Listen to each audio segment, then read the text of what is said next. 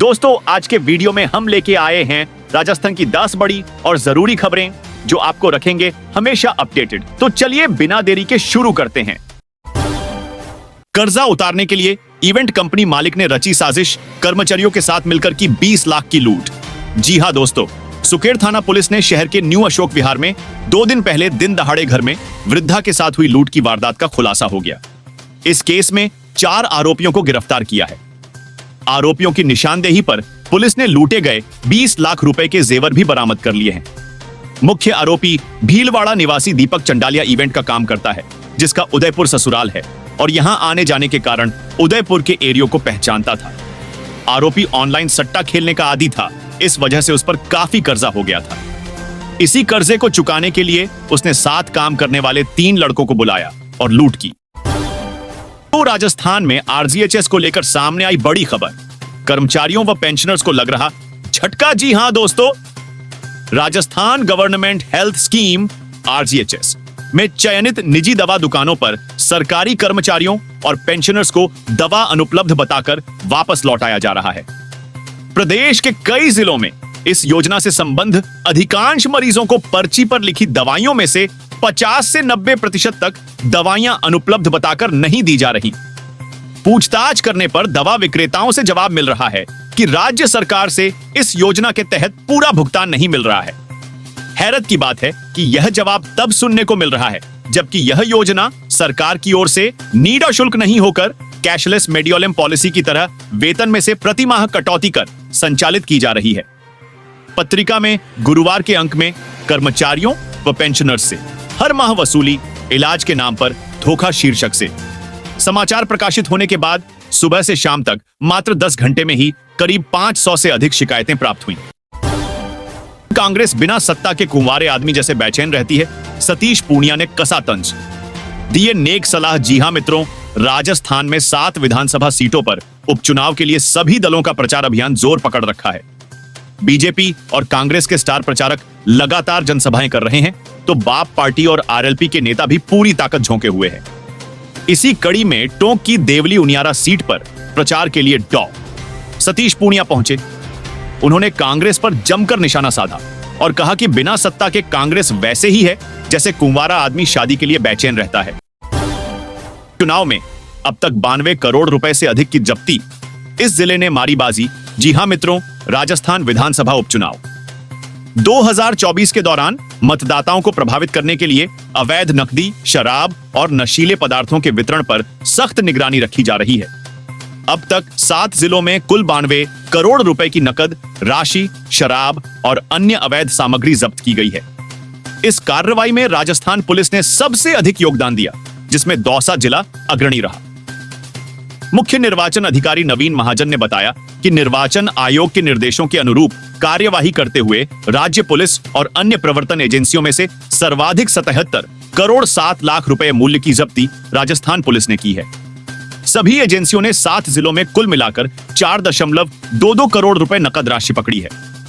एजेंसियों के बीच परस्पर समन्वय से 5.52 करोड़ रुपए से अधिक मूल्य की अवैध शराब और 42 लाख रुपए कीमत के नशीले पदार्थ भी जब्त किए हैं।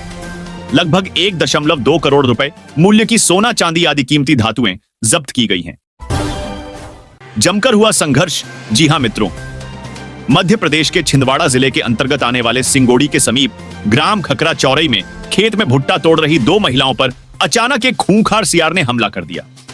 घटना शुक्रवार की बताई जा रही है। जानकारी के अनुसार घटना सिंगोड़ी नवोदय विद्यालय के पीछे ग्राम खकरा चौरई पंचायत के खेत पर लगे भुट्टा की देखरेख करने के दौरान सियार ने महिलाओं पर हमला कर दिया। हालांकि खुद को हमले से बचाने के लिए महिलाओं ने सियार के साथ संघर्ष भी किया। वे इस घटना में घायल हुई। उन्हें 108 एम्बुलेंस की मदद से जिला अस्पताल लाकर भर्ती कराया गया। ग्राम खकरा चौरई की रहने वाली दुर्गा, पति रमेश नरवाहे, उम्र 55 वर्ष और भुजालो पति रमेश डेहरिया, उम्र 60 वर्ष पर सुबह खेत में सियार ने आकर हमला बोल दिया। इससे दोनों गंभीर रूप से घायल हो गईं। महिलाओं ने अपनी जान बचाकर पत्थर मारकर सियार को वहां से भगाया। वहीं राहुल डेहरिया 26 वर्ष, आयुष 15 वर्ष और कोमल चंद्रवंशी 50 वर्ष निवासी खकरा चौरई को भी खंरोच आई है, जिनका प्राथमिक उपचार किया गया। राजस्थान में नवंबर और दिसंबर में इन दिनों में रहेगी सरकारी छुट्टियां। देखिए लिस्ट। जी हां मित्रों, राजस्थान में भजन लाल सरकार ने विभिन्न कर्मचारी संगठनों की मांग के बाद 1 नवंबर को सरकारी अवकाश घोषित कर दिया है। सरकार के इस फैसले से त्योहार के इस मौसम में शनिवार रविवार को जोड़ते हुए लोगों को अब अपने परिवार के साथ ज्यादा से ज्यादा वक्त बिताने का मौका मिलेगा। हम इस आर्टिकल में आपको बताएंगे कि राजस्थान में नवंबर दिसंबर में आपको कितनी छुट्टियां मिलने वाली हैं। राजस्थान में नवंबर के महीने में आप 2 नवंबर को गोवर्धन पूजा की छुट्टी ले सकते हैं। इसके अलावा 15 नवंबर को गुरु नानक जयंती पर भी सरकारी छुट्टी रहेगी।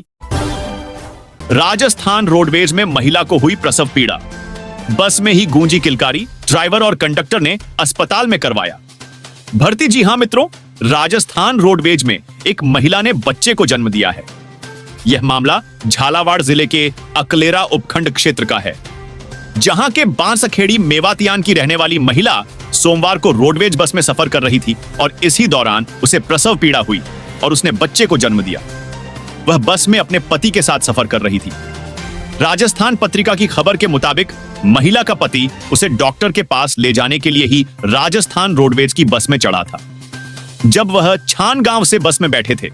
इस दौरान महिला को सरेड़ी गांव के पास प्रसव पीड़ा होने लगी। बस में मौजूद यात्रियों ने महिला की मदद की और बस में ही डिलीवरी कराई गई।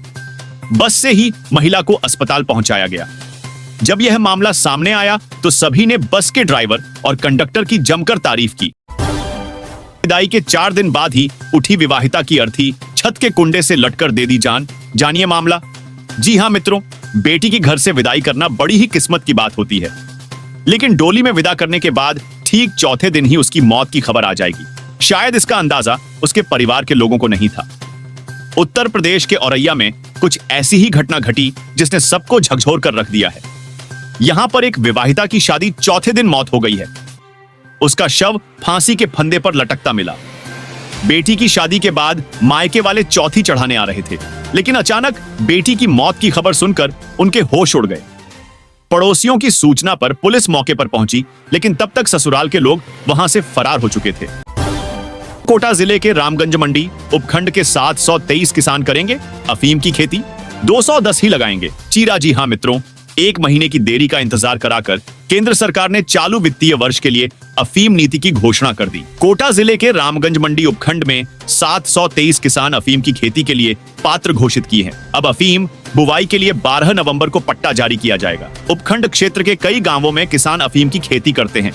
इसके लिए अफीम विभाग की ओर से किसानों को पट्टा जारी किया जाता है। रब्बी की फसल के साथ होने वाले अफीम की बुवाई के लिए किसानों ने पिछले दिनों से ही तैयारी कर रखी है, लेकिन इस बार अफीम नीति देरी से जारी हुई। हर साल सितंबर में जारी होने वाली अफीम नीति इस बार करीब 1 माह की देरी से जारी की गई। ऐसे में अफीम की खेती करने वाले किसानों को लंबा इंतजार करना पड़ा। अफीम की फसल की जो बुवाई अक्टूबर में होनी थी, वो इस बार नवंबर में होगी।